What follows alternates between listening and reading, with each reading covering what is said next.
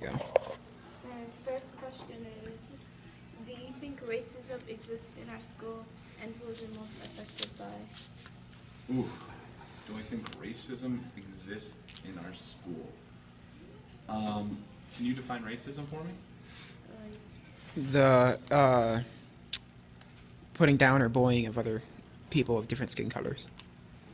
Okay. I would say I haven't seen any examples of racism. However, to say that no one has ever been at the school and not felt it would be probably incorrect. I'm sure someone has felt impacted in some way by some form of racism at school. Who do I think is affected by it most? I think we're all affected by it. But I would just, it's obvious that minority students, African American students, Hispanic students, students from backgrounds from Africa and whatnot are going to be more affected than the rest of us. But racism impacts the school as a whole and brings everything down.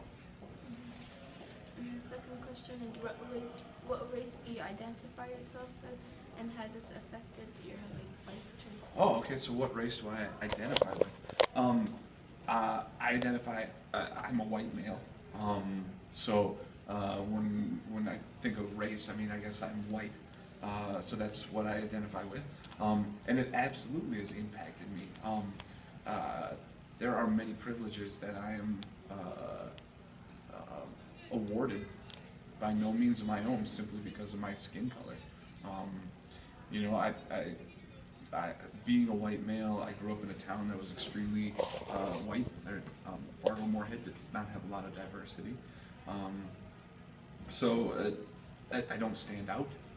I can blend in easily. So absolutely, being white is, I've felt the impacts of being white. And so, yeah, I think that answers your question, right? Yeah. Yeah, do you have a third one? I would say, yeah. How has it affected you independent of you? So, like, how has it shaped the world that you live in now? How is what? Racism. How has racism affected Yeah. the world, or how does me being white? No, how has racism affected your world independent of you? Oh my gosh, well, I mean, our entire society is based on, I shouldn't say it's based on it, right? Like, our founding fathers had an idea.